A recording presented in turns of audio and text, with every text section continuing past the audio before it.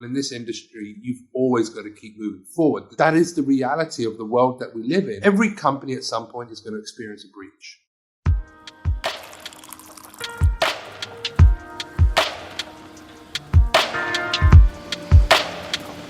Welcome, everybody. This is Tuesday Morning Grind, episode number 60.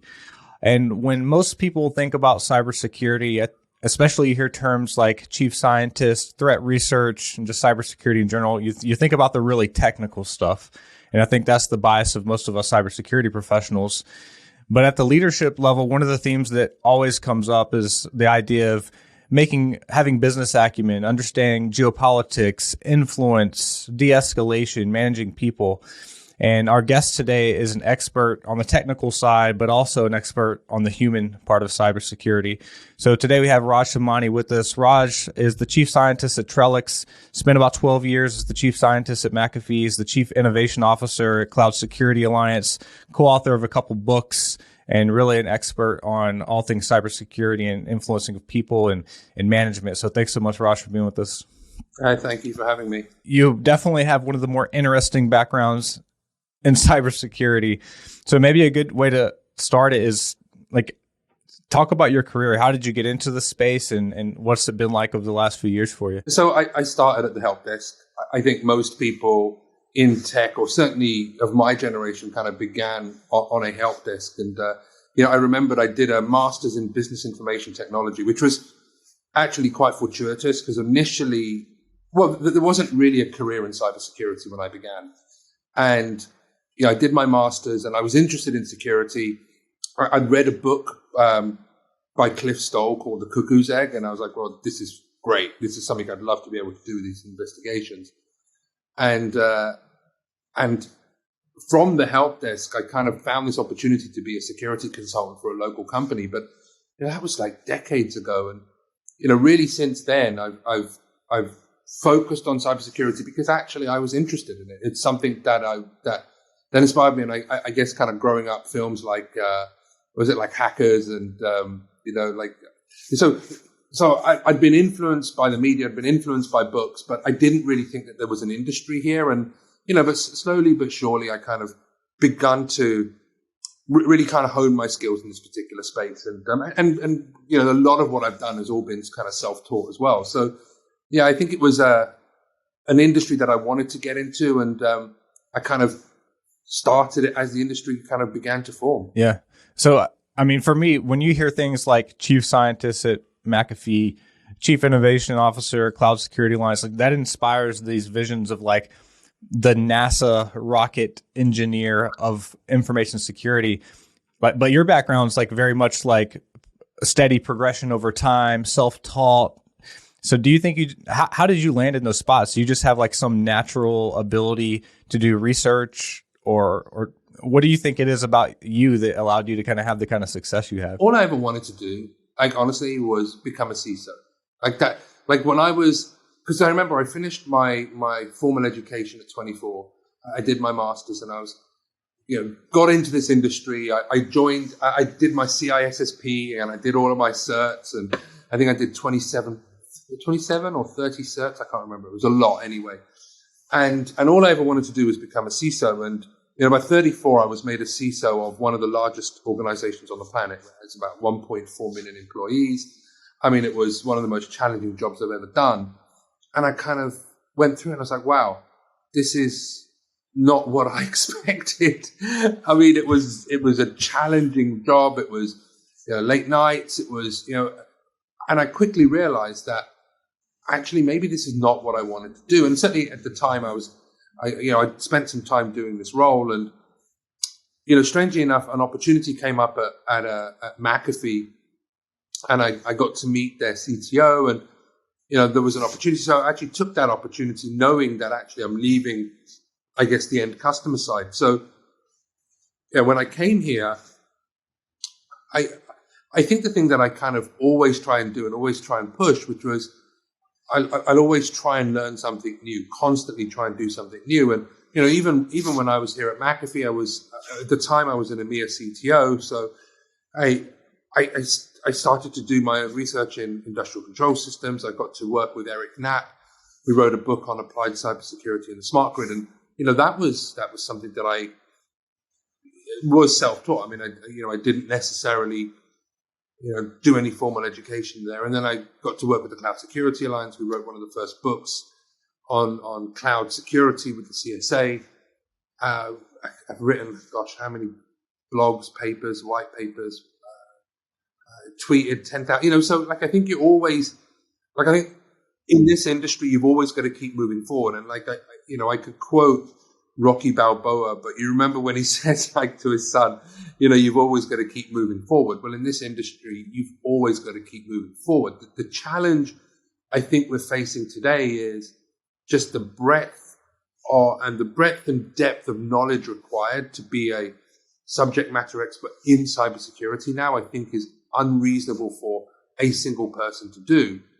So, what we've got today is, we've built a vulnerability team, we've built a malware team, we've got an operational intelligence team, we've got a team of reversers, we've got threat analysts, we've got geopolitics, people that focus on geopolitics. And my job is to try to kind of make sense of all of that and understand what's happening. And, I can't be the person now that can do all of it because it's just too broad and too deep now. Yep. You mentioned when we were talking before the show, how technical skills, I'll use the word are overrated. Those are my words, not yours. And that human interaction, influence, de-escalation, you point out some of those as you move up the ladder in security become that's the name of the game. Those are the things that are really important. How did you learn those lessons, and how did they reveal themselves to you? Were there situations you were put in that you realized those were new skill sets you needed? What was that like? Absolutely. I was petrified of public speaking. It was, even when I was growing up, I remember, I used to have to speak in front of the class, and I used to stay awake all night worrying about, oh my gosh, I've got to speak to a group of people.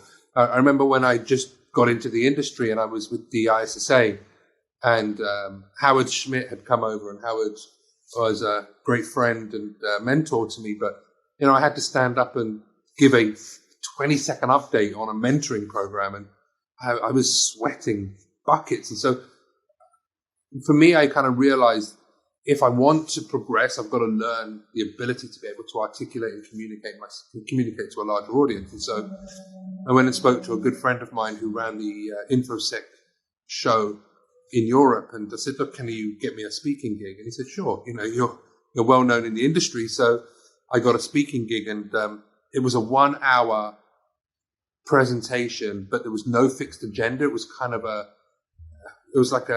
running a kind of security type game show, and I was supposed to be the presenter. And it was if ever you're going to think of trial by fire, that was it.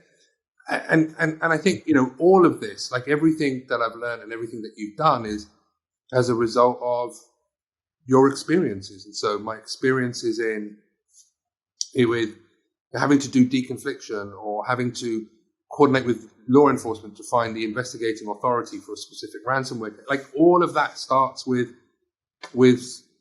your ability to communicate, your ability to be empathetic, your ability to understand what people need. And then, of course, you start to read and learn about things around psychology, which is what's going to make me better as a person to interact with people.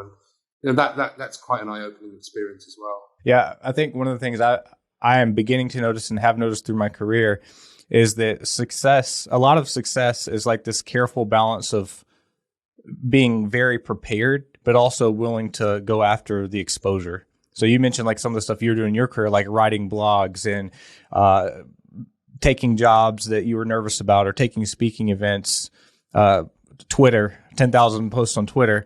A lot of people have a lot of fear to do that stuff, but you can overcome that fear with being hyper prepared. And some people need to be way more prepared than others to feel comfortable with it. But that seems to be a trend. How do you think just being willing to take your shots during your career has played a role? Do you think that in hindsight, there's lots of little things where you maybe did a talk or you did a blog post or you put a paper out and that kind of snowballed into having a fabulous career? Just you purely taking shots. I mean, if you're lucky, I'll use a baseball analogy, but you'll come up to the plate, swing for the fences and hit a home run. Yep. And I'm going to butcher it now, but I guess Babe Ruth was known for home runs, was he? I don't know, right? I'm going to show my limitation of the game, but there's only going to be a couple of Babe Ruth, but for the rest of us here that don't have the ability to be able to swing for the fences every single time, then it's going to have to be a job of perseverance. It's going to have to be a job of just being determined, like picking yourself up and just keep going. And that's like such a tired cliche, which is just pick yourself up and keep moving forward. But that is the reality of the world that we live in. I mean, you look at someone like Ed Sheeran, for example, in the music industry. Like it took him time to make it. You look at so all of these people that you kind of look at and you say, wow, okay, they've made it, and it was an overnight success. Well, there wasn't really an overnight success. It was constantly being out there and pushing forward. And I think that's the hardest thing, I think, which is when you take feedback or criticism, how you can kind of take that on board without it completely getting you to kind of, I don't know, hide away. And there's been occasions like, on social media or with blogs or with talks where people have attacked me and said, oh, this is ridiculous. I mean, I've had death threats with things, and you just, you've got to find a way to kind of address and deal with that, and just find a way to kind of persevere and not let them drag you down. Yep. Yeah, we at Risk 360, we work with a lot of high growth tech companies. So, we have a bunch of quote unquote unicorns in our portfolio. But one of the things you notice about those companies is they're like 10 or 15 years old.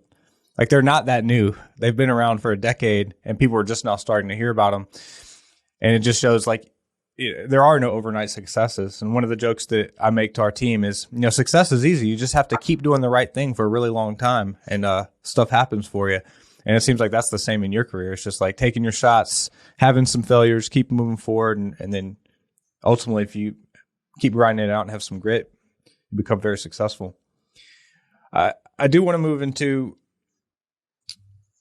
I think when I hear words like chief scientist, especially like some of the companies you've worked for, I'm kind of like wondering, what is your day-to-day in terms of, I imagine it could be all sorts of stuff. So from the outsider's perspective, it connotates, I could imagine you debriefing major companies on potential vulnerabilities, maybe heads of state. There's probably geopolitics involved. There's probably some really cool research and stuff that you have. Those are things that like I perceive to be happening, maybe inaccurately. But what's the day in the life for someone like yourself working with these kind of companies? Well, so there is no typical day in the life. And I think that's the great thing, and that's also the negative thing as well. The last, I guess, 18 to 24 months has been probably the most challenging that I've ever experienced in my personal and professional life. 2 years ago, I was given an hour to live, for example. So it kind of begins with that, to, children falling sick with COVID, family members, like literally people close to us not being here anymore. So the personal life has been some of the most challenging. And of course, all of that's done without, any real respite, because we're not traveling, we're not going away. And then you add on to that an environment whereby we've had some of the most highest volume of attacks that we've ever seen or witnessed, like, for example, with COVID, with ransomware, with major espionage campaigns. And with that, you add on like, major vulnerabilities. Like we've had Log4j, we've had, this new vulnerability 21907. So it's been some of the most challenging time that we've ever experienced. And of course, major attacks that we've had, for example, in the Ukraine. So, for me, the hardest thing has been around trying to maintain a degree of balance. And as I said to you, like, I'm 6.5 hours giving up smoking again. And I suspect I'm going to fail miserably after this recording is over, because you've got to find ways to deal and handle the stress. And for me, I'll go for a run, I box, I still fight, for example. I'll work out. I still smoke. I know it's terrible. I'll play FIFA on the PlayStation. But whatever I can do to find a way to maintain that degree of balance and not bring it with me, I think for me is the challenge. So the typical day can be like, I think I said to one of my team, the last time I had a Christmas that was uninterrupted was 2014.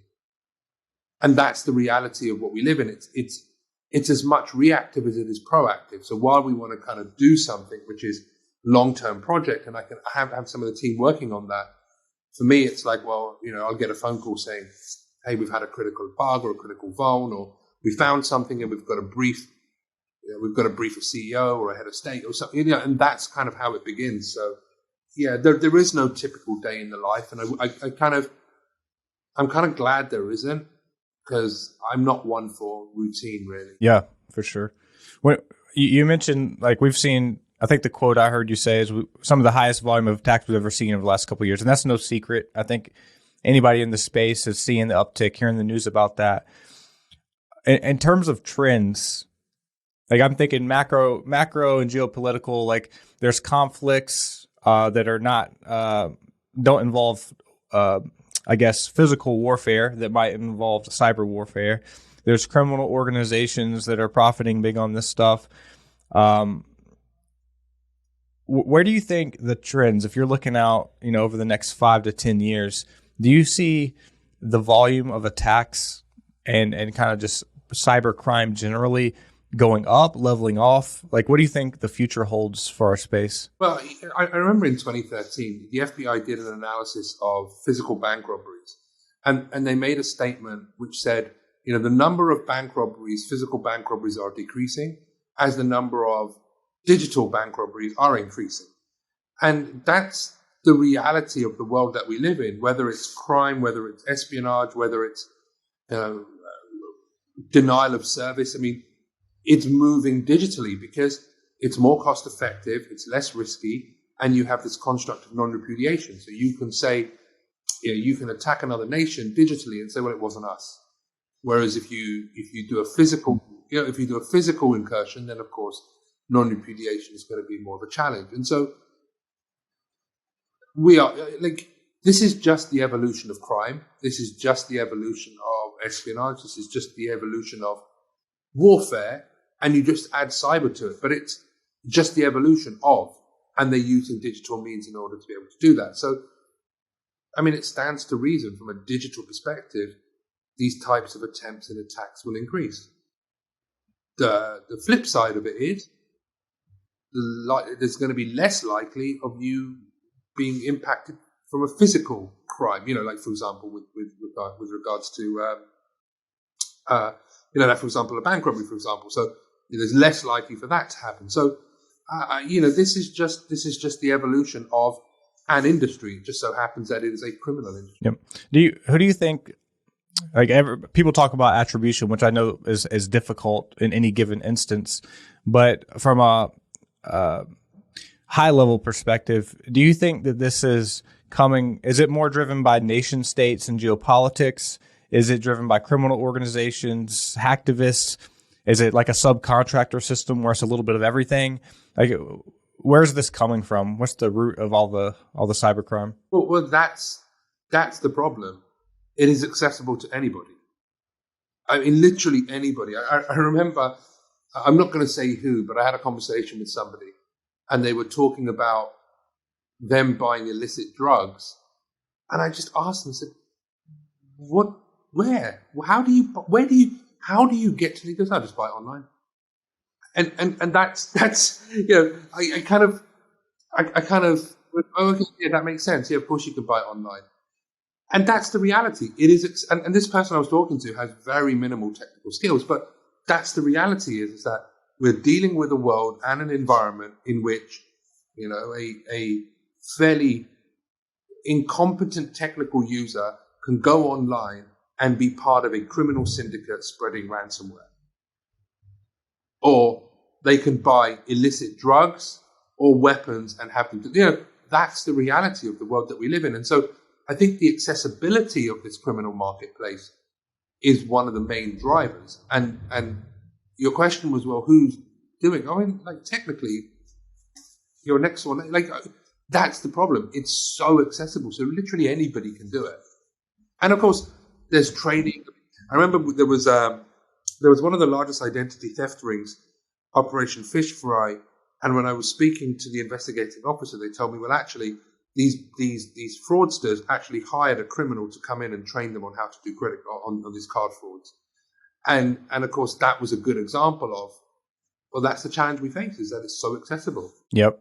Yeah, I've read some research papers on like the nature of cybercrime, and I think one of the better examples I saw was it was described as swarms, and that there's like not a fixed entity typically that you can tie everything back to.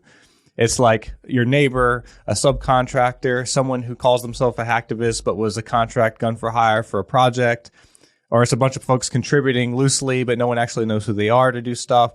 And occasionally you might have like a military unit that's a formal nation state.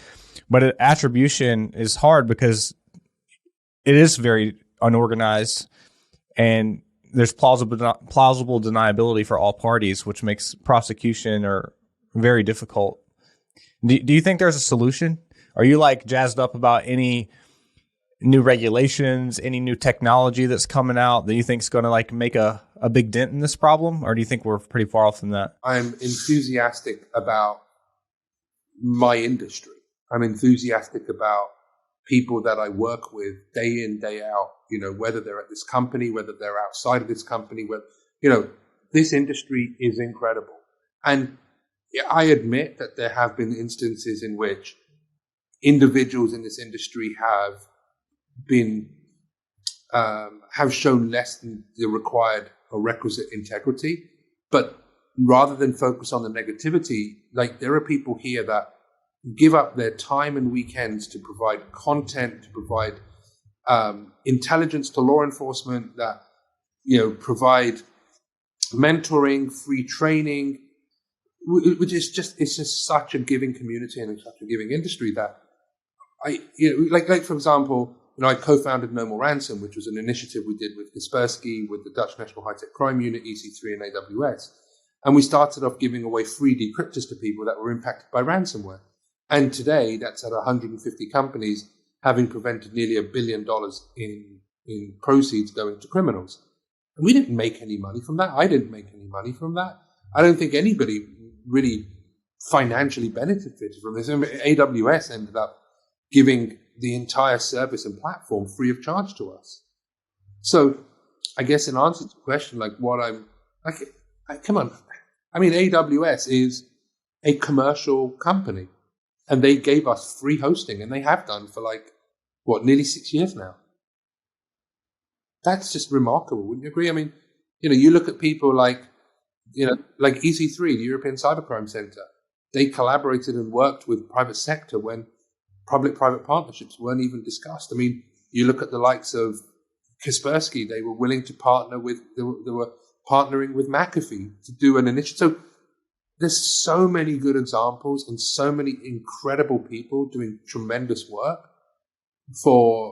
without anything on the back end, like not really asking for payment at the end of it. So I think for me that's just, and I don't know many other industries like that. Like I don't know many other industries that are just so forthcoming with their time, their resources, their talent. And I think we're just incredible as an industry. 100% agree. You mentioned some instances like where you're dealing with incident response, and I think most of us are fortunate enough where we're not sitting on the other side of the table helping someone when they're having such a disaster happen, but you hear about it. You hear about the aftermath in forms of press releases or whatnot. But you've had the opportunity to help a lot of people directly or during an incident. What's that like? Like, what's going on in the executives' heads? What's the room like? How are you managing that? Really tense. Very tense. The hard thing is, I mean, in many cases, the people that you're working with are fighting for their lives. And I say lives, but for fighting for their careers. They are concerned that this is going to reflect. So there is always this desire to find somebody to blame. And that becomes a challenge. And sometimes you have to deliver really bad news. And sometimes you'll tell them on what needs to be done and they won't do it and they'll get compromised again. And that's happened a few times. And sometimes you'll ask them to do things that just that goes against their general beliefs. I mean, I remember once I had to ask an organization, I said, look, we know that there is a nation state in your environment. We know that they've been here for at least 6 years and we roughly know where they are. But for the next 4 weeks, we need you to let them carry on with unfettered access to your network. That was an interesting conversation. And of course, the reason we needed to do that, because they were there so long that we needed to identify all of the persistence mechanisms inside the environment. If we close maybe 3 back doors and we leave one open, and they know that we know, then they could come in and completely torch the environment. So we were like, look, we're concerned that if you leave them inside your network and they want to cover their tracks, they'll just do something really disruptive. So we've got to watch them. And yeah, that was a hard call. That was a very difficult discussion because the CEO was involved. And then, of course, it went to an investigative team from the head of state. And, that became really political with a capital P. But I think the thing that I've learned in all of these instances, and I kind of said this in the past, which is we can have the best technical capabilities, the best technical teams around, but ultimately what we need to establish is we need to give the organization impacted the confidence that we know what we're doing. And we need to help them navigate through this. And so I'm a bit of a bull in a china shop, which is, okay, this is what we need to do. Pop, pop, pop, pop, pop. This is how we're going to do it. Da, da, da, da, da. And this is when we can. And so I kind of become really meticulous about things, every single task, every single process, every single action, and then just walk them through it constantly, repeat. And I think for me, that's always kind of, because I've danced this dance many times. Yep. How much of it is, like you said, you started off and you said like folks it's tense, people are emotional, jobs are on the line. There's executives, there's staff that are probably worried about their jobs. There's this desire to blame internal to the company and also external to the company. There's people who just want to blame the company. How are you managing emotions in those situations? Like, what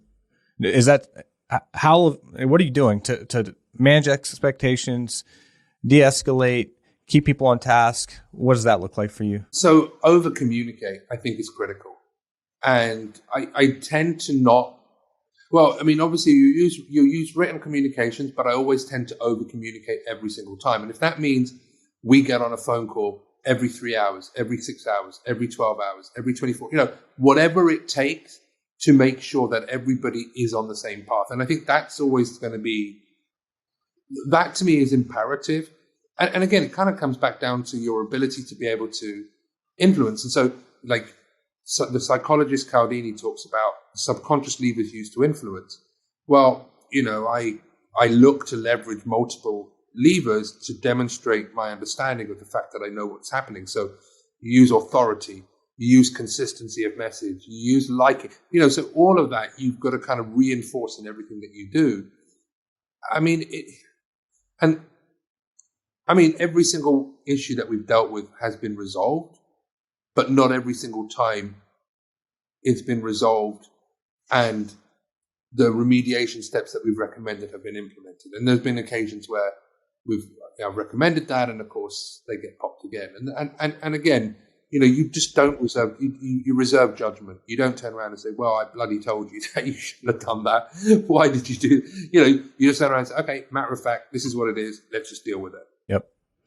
I think one of the fears when it comes to breach, at least some of the ones I've been involved in, is a ton of fear about reputation, how third parties are going to respond to this, even investors or stockholders, how they're going to feel about this. Yeah. So there's this general fear to be transparent about what happened, why it happened, what the resolution was. In certain cases, I've even had executives who, their first instinct was like to tell no one, even the people impacted by the breach potentially. I know every case is different, but generally, do you think that there is a benefit from more transparency, or do you think that companies should be keeping this stuff closer to the vest? I do believe at some point every secret comes out. At some point it will be out. And and I've often said to executives, I've said, look, every company at some point is going to experience a breach. You're going to be judged not on the fact that you were breached, but how you handled that breach and how you communicated and how you managed and handled the impacted parties. Because ultimately you can say you were impacted, but you weren't. I mean, if your customer data gets out, your customers are going to be targeted with fraud. If your stock price plummets, it's your shareholders that are going to struggle. I mean, for us, we would end up getting a new, you know what I mean? So I've often said to organizations, look, you'll be judged on how you handle the incident. And if you're open and transparent about it, you're going to be impacted, right? Just accept the fact it's going to impact you. But there will be those customers that will be appreciative of the fact that you were so open and transparent about things. And I think I think the same message applies in real life. I really can't do, I don't do politics very well. I'm very blunt and very forthright and very transparent. And I'll tell you ask me a question, I'll answer the question. And I think that to me is the way that we need to conduct business, especially in times of crisis. One of the frustrations I have when it comes to some of these breaches is when you think about the company and the people impacted, is like trying to think through how I should feel about a company having an incident. On the one hand, they're a victim of a crime. So you could view it through that perspective with empathy and sympathy. Like, it's sad that this company is going through this. They're a victim of crime. I think the other way to view that is, was this company grossly negligent? Thus, they should be held accountable for being a victim of this crime. And the truth probably depends on the specific case and many variables. But generally, how do you think most people should feel about these? So should we be treating companies as a victim of a crime, or is there a healthy dose of accountability needed for most of these companies? Yeah, so that noise is you opening a can of worms here, because for me, it's too binary, whereby company gets breached, they suck, and let's all leave them and shout about it on Twitter. Like that's not helpful. But likewise, company gets breached, well, don't worry, you're a victim of crime. Shit happens. Or it was a nation state, it was sophisticated. Bad, you couldn't have done anything. But look, let's not. Like, the truth is, and I think it's enshrined into data protection regulation, which is an organization has to have the appropriate organizational and technical measures. In other words, did they do their due diligence? So, for example, I've got to be careful how I say this, but there was one case that somebody got compromised, and they're like, "Well, it's your fault." I was like, well, "Okay, was it our fault?" No, well, we did tell you about it. We did alert it. No, it's your fault. And I remember we actually went to the RDP shops and we had a look, and we found their credentials being sold, and their password was like 1, 2, 3, 4, 5 or something. And I kind of went back and said, "Look, you were compromised because somebody bought credentials on an online shop. And you were compromised because your password was really poor, and that was on you. I mean, look, if you wanna be open and of course, yes, people are gonna have like initial entry points that are open, but then you kind of add to it and say, well, okay, if an organization does get compromised, do they have the right monitoring in place? Do they have corrective action? So. The question I think we've got to start to answer is, was the appropriate due diligence in place? Did the organization take the appropriate measures in place to protect data about you, me, my family? And I think we don't do that enough because it's hard, right? We never get the answer straight away. But if we start to ask those questions and say, well, okay, they got compromised, but it was a 0 day that nobody had ever heard of. Like Sunburst is a great example. No one's going to sit down and review the source code for an update from a security product. That's just not reasonable for most organizations. So, I think there are those cases where you've just got to go, yeah, that was good. Like it wasn't reasonable to be able to put mitigating controls in place. Whereas there are those where you just turn around and say, well, yeah, you really shouldn't have had a password on your on on an open RDP system directly into your IT network. Like that's on you. Well, the problem is people aren't very good with nuance. And I think when you get into any technical subject like this, it just requires nuance. You got to think through those kind of questions and answer them. And it's not sexy or popular to do that. People want a headline. So it's easy to just play the blame game and oversimplify everything. Well, it needs time though as well, right? I mean, yes, somebody's been compromised. Let's say they've had a website defacement. Oh, yeah, okay, we know about that. But how did it happen? Well, we've got to do an investigation. Well, you know what? I haven't got 3-4 weeks to wait for that investigation. We'll just flame you. We'll flame you on social media now. And I think that we just don't have the time or patience to be able to really understand and reflect on what actually occurred. And I think that's doing us all a disservice because then subsequently we can't learn from it. Do you keep track of like the state of geopolitics and cyber war? Because I hear things like you hear about the popular stuff like Russia, China, those kind of things, but I also there is some cyber war is an interesting phenomenon because of the fact that people can do things with plausible deniability. So it's kind of like a way to do things and still maintain diplomacy. But I guess if you keep up with it, do you have thoughts on like what the future of cyber war is going to look like? Is that going to be a more popular thing? What's the trend there? I'm not a politician. I'm a technical person. But that being said, we do provide, or certainly I have and continue to provide, technical commentary on malicious campaigns over multiple channels that I suspect, with degrees of confidence, that we suspect to be being operated by nation states. What I won't do is I won't, do a thread on Twitter about it and say, look, there's a troop build up here, there, because that's not me, right? I'm not, I didn't study in this area. This is not my background. But what I can comment on is say, look, like a great example was we did some work with Safeguard Cyber, great company, by the way, around misinformation campaigns being conducted on the back of the European parliamentary elections. And then we provide that information to the European Commission and said, look, this is what's going on. And this is who we believe to be behind it, and this is why, and this is our degrees of confidence, and so forth. And so, absolutely, I think you've got.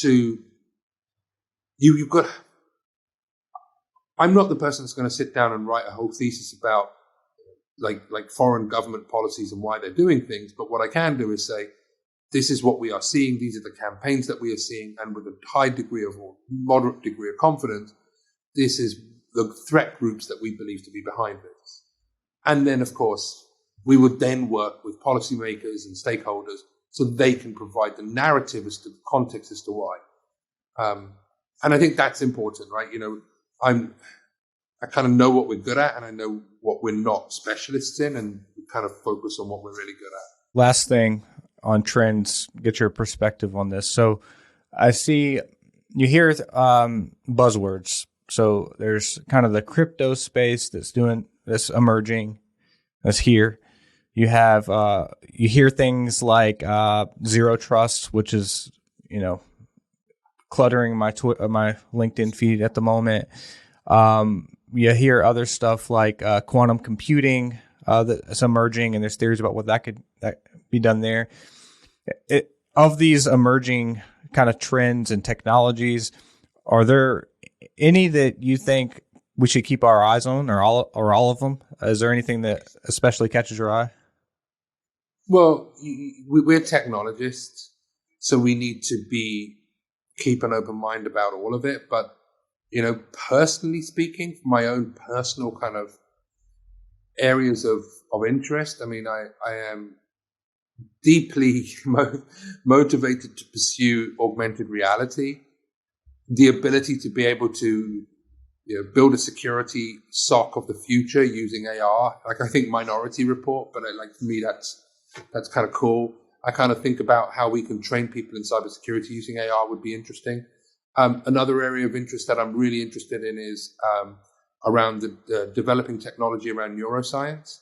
So I spoke at a conference with a neuroscientist, and that's an area that I want to kind of really drill down on, which is they're developing these non-invasive BCIs, these brain-computer interfaces. Well, we've talked about hacking devices. Well, if these interfaces have the ability to be able to download thoughts and patterns, can we do things around consciousness? So, I've been watching too many sci-fi movies, but at what point are we able to interact with these BCIs and stuff? So, I think for me, that's the interesting thing about being in tech, is that there's so much wonderful research happening all of the time. Like, I genuinely don't have the time to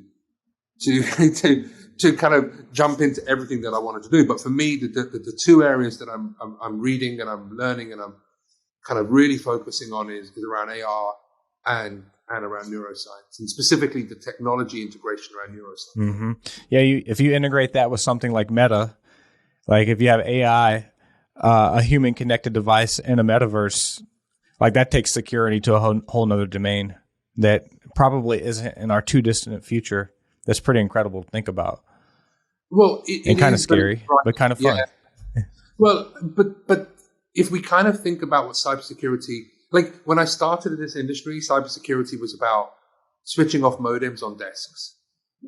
And today we're talking about cars being hacked, claims of airplanes being compromised. That's in 2 decades. In 2 decades, we've gone from modems to airplanes. 2 decades from now, like the stuff I'm talking to you about, which is, well, if the ability to be able to interface with the brain becomes an actual reality within our lifetime, the security considerations can be frightening. And I think for me, like, not that I'm talking about building an AV platform for the brain, by the way, but it's just, for me, it's absolutely fascinating being at the forefront of this of technology, which is understanding and learning where we're going. So for me, I'm intellectually constantly curious. Absolutely, Roger. You mentioned at the onset, you're pretty heavy on social media. You do a lot of thought leadership, research papers, blogs and stuff. If people want to kind of follow your work or get to know some of the things that you're doing, what's the best place for them to follow you? Twitter and LinkedIn. And you'll be able to find me. There's not many Raj Samanis on this world. I think I found a couple actually. Awesome. But there's only one that's, I think, doing security and privacy. So look for Raj Samani on Twitter or LinkedIn, and you can follow all the work. Raj, thanks so much for being here, man. This is a great conversation. It's fun to have these future conversations around security. So thank you.